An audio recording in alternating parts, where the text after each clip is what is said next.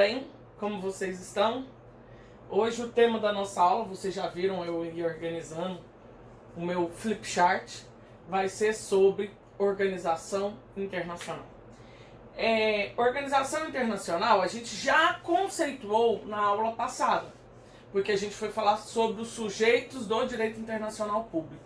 Mas eu gostaria pra gente, principalmente que eu vou passar um trabalho para vocês sobre a ONU, para vocês realizarem, que infelizmente diante de todo o nosso planejado eu sempre realizo a nossa simulação da Assembleia Geral da ONU, e como estava marcada agora para o dia 25, infelizmente a gente ainda não vai ter voltado para as nossas aulas, mas eu quero que vocês aprendam sobre a ONU, e inclusive nesse trabalho que eu vou falar para vocês aprenderem sobre a ONU, eu vou dar a dica de novo. Na verdade não vai ser uma dica, porque agora vocês vão ter que no trabalho ter assistido o comentário, que é na verdade é um documentário, né, sobre a vida do Sérgio, que é o Sérgio Vieira de Mello, que é o funcionário brasileiro que trabalhou na ONU. E amanhã, porque hoje é dia 16 de abril, amanhã vai estar lançando, dia 17 de abril, o filme que chama Sérgio, sobre a vida dele. Então, a gente já está antenado sobre isso e o trabalho de vocês vai falar sobre isso. Então, eu gostaria da gente ter essa aula em separado sobre as organizações internacionais, sobre a organização internacional. Na aula passada, eu separei as organizações internacionais dos blocos regionais. É importante a gente entender que os blocos regionais é uma das espécies de organizações internacionais, porque ambos são compostos por estados. Então, para a gente recapitular, o que é uma organização internacional? Eu vou pôr palavras-chave aqui embaixo no meu flipchart que estão relacionadas a esse conceito de organização internacional, certo? Então a gente vai ter o quê? Elas são compostas por estados. Por isso que eu não estou colocando, eu já falei isso na aula passada dos sujeitos, aqui não entra ONGs, tá? Aqui são somente as organizações internacionais governamentais. São compostas por estados. O que é importante a gente lembrar, gente? A personalidade jurídica originária é do estado. A personalidade jurídica da organização internacional, ela é derivada. Então, ela é composta por estados. Uma coisa que também é interessante a gente falar, ato constitutivo. Como que se constitui uma organização internacional? Mediante tratados. E a gente já estudou isso, então recapitula. Carta é a forma de constituir uma organização internacional e o estatuto é a forma de constituir um tribunal internacional. Uma outra característica também, ele tem um aparelho institucional.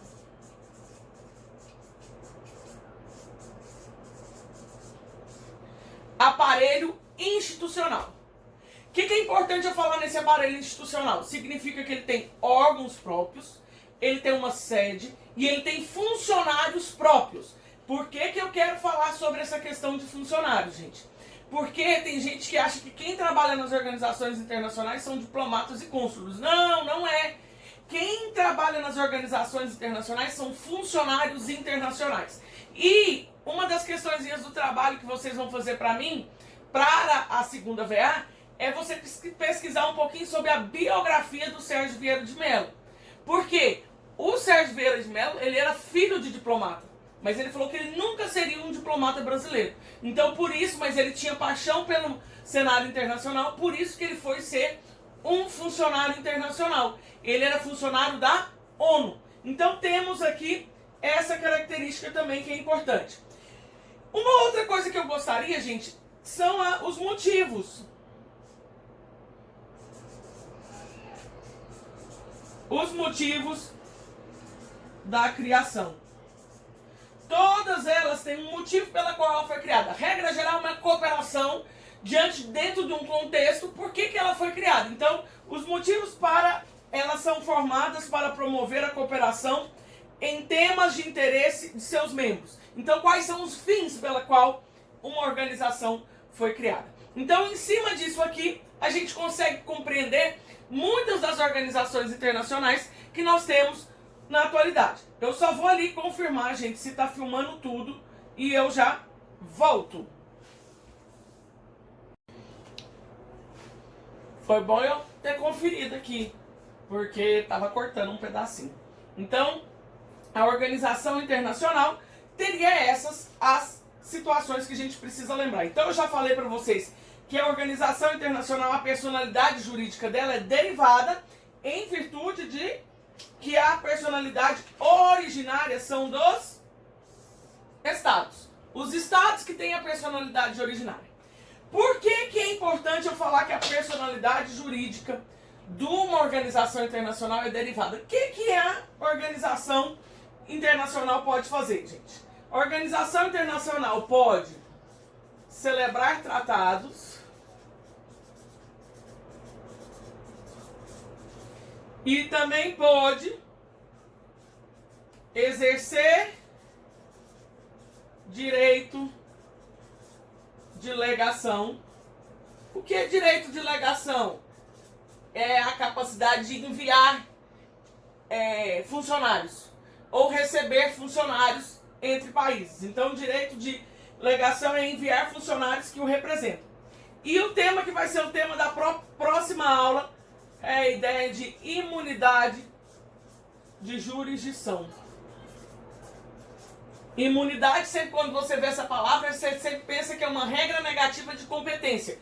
A justiça brasileira pode julgar os funcionários de uma organização internacional? Então já fica essa dúvida e a gente vai comentar sobre isso na próxima aula. Então aqui temos a organização internacional.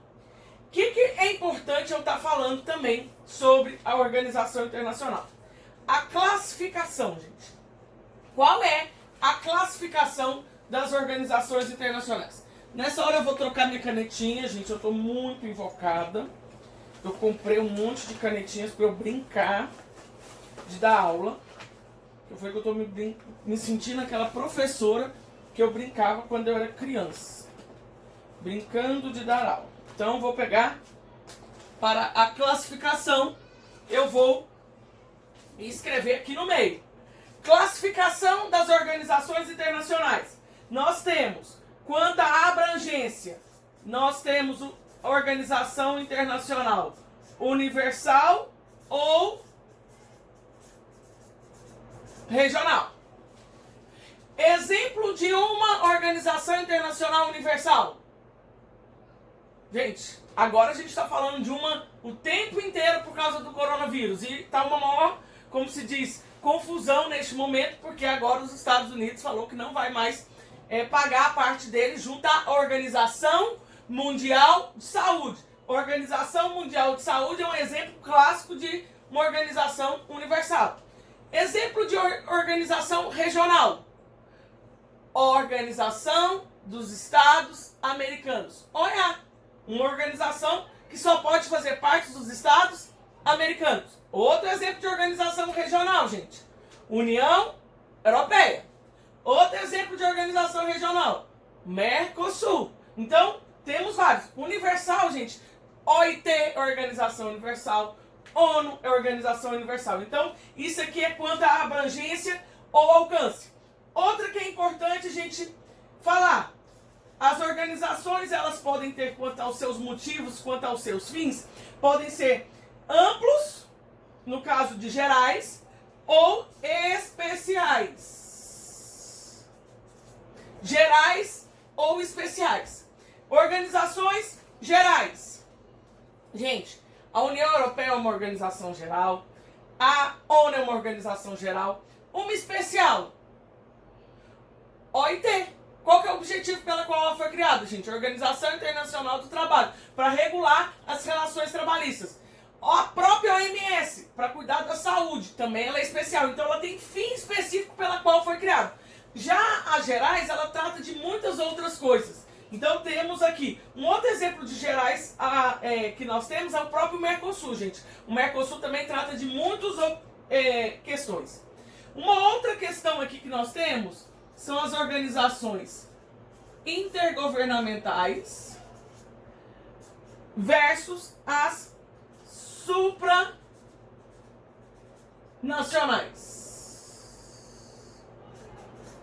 Saudade daquele quadro grande, gente. Intergovernamentais e as supranacionais. O que são as intergovernamentais? Intergovernamentais, gente, aqui é uma questão muito importante que eu tenho que lembrar.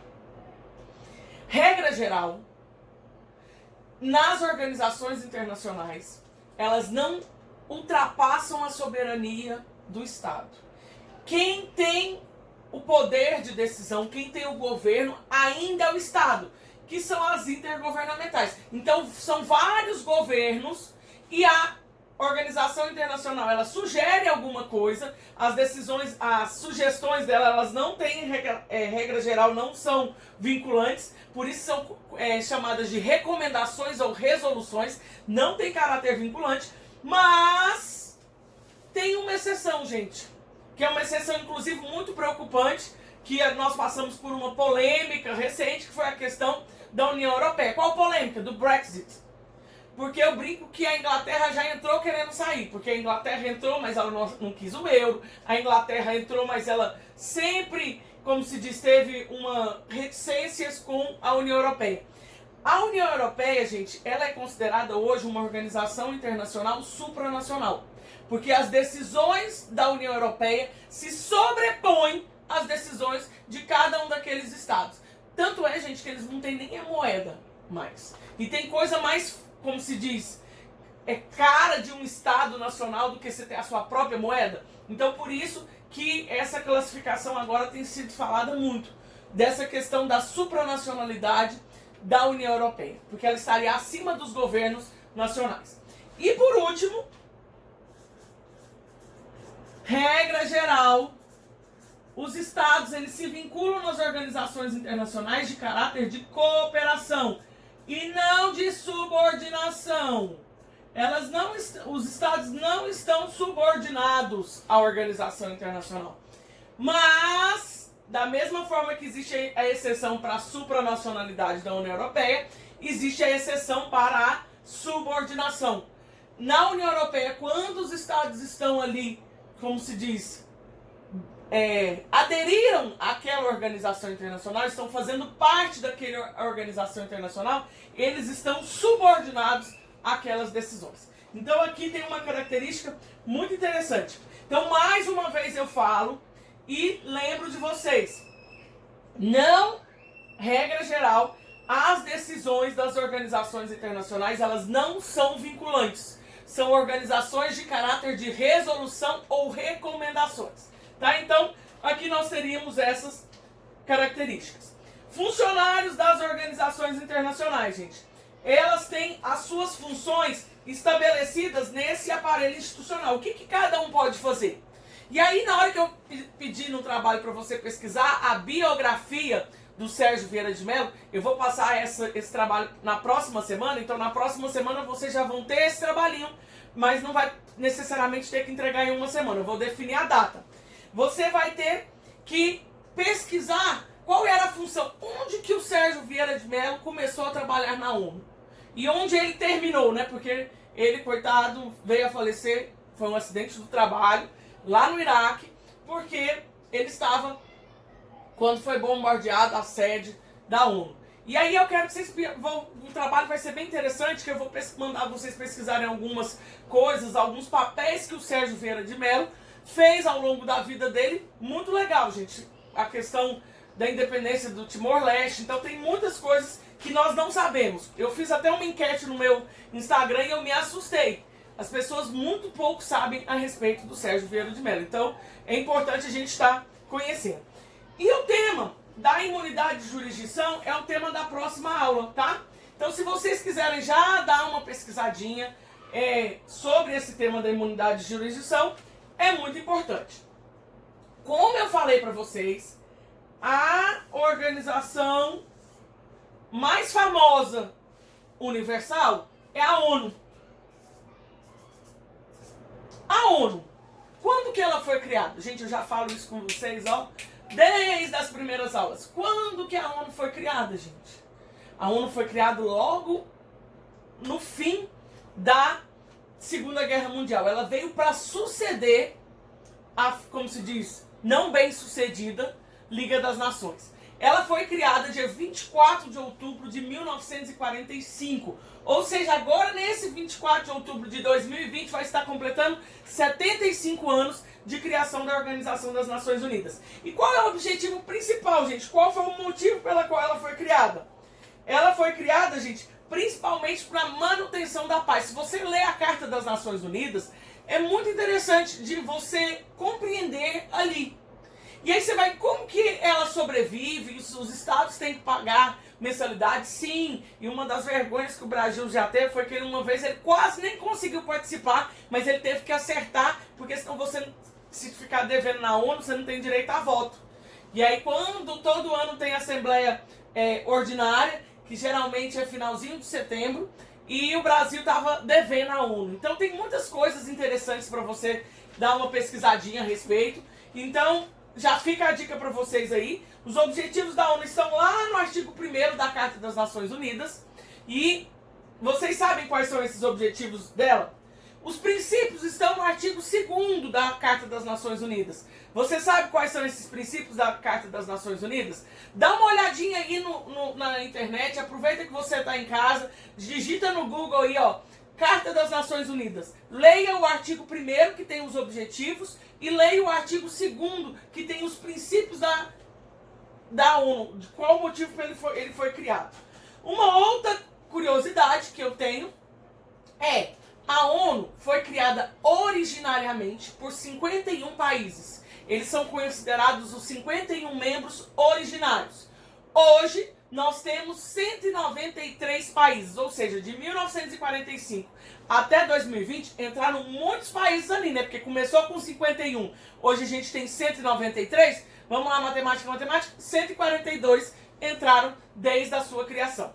Uma outra característica que tem que ter lá, e aí é uma das coisas meio, como se diz, curiosas.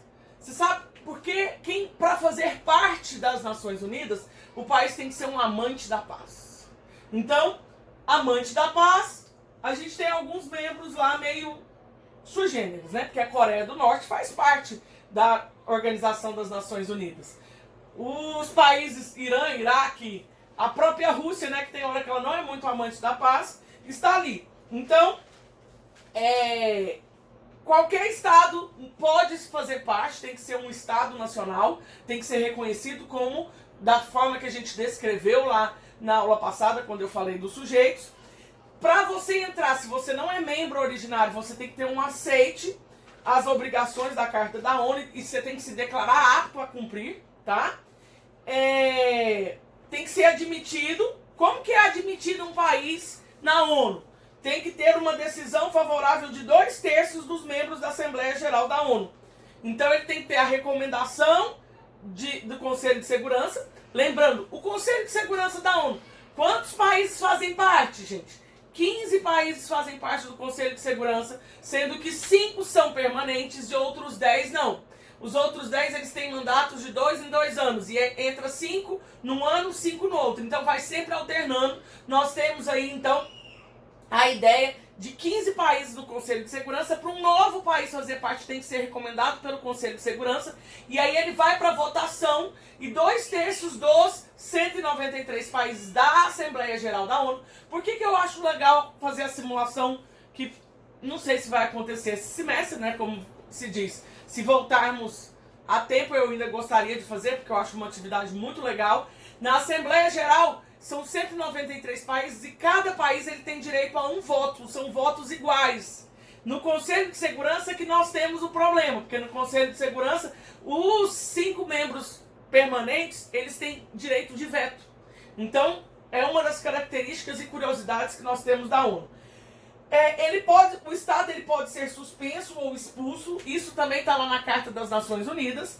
E a Carta da ONU ela pode ser também objeto de emenda. Como que se faz uma emenda na Constituição da ONU? Uma emenda na Carta das Nações Unidas. Tem que ser aprovado por 2/3 da Assembleia Geral da ONU. Isso está lá no artigo 108 da Carta das Nações Unidas. Então, gente, eu acho que isso era o que eu gostaria de tratar com vocês. Expliquei um pouquinho da ONU, vocês vão estudar mais sobre a ONU, vocês vão entender quais são os órgãos principais da ONU. Já falei muito hoje da Assembleia Geral e do Conselho de Segurança. É importante a gente falar do secretariado. O secretariado também ele é eleito. A figura hoje, quem é o secretário-geral da ONU é um português, Antônio Guterres.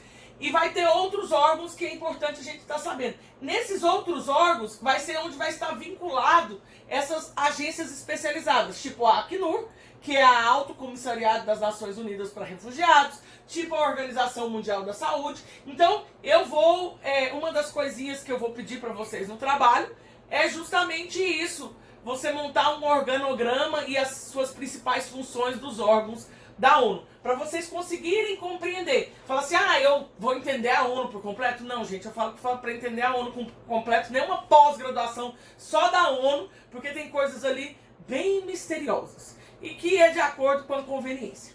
Então, o tema das organizações internacionais é isso. A gente tem que lembrar essas características: celebrar tratados, exercer direito de alegação e a imunidade de jurisdição. Regra geral, organização internacional não tem soberania, porque soberania é característica dos estados. Quem compõe as organizações internacionais? Os estados. Por isso que eles têm personalidade originária. As organizações internacionais derivadas. O ato constitutivo, por meio de tratados. Regra geral, são as cartas. Ou os estatutos. Tem um aparelho institucional. Eles têm funcionários internacionais, não são diplomatas ou cônsules, são funcionários internacionais. E o motivo da criação sempre vai ter um objetivo, um fim pela qual a sua organização internacional foi criada. Era isso que eu tinha para falar com vocês. Muito obrigada e até a próxima.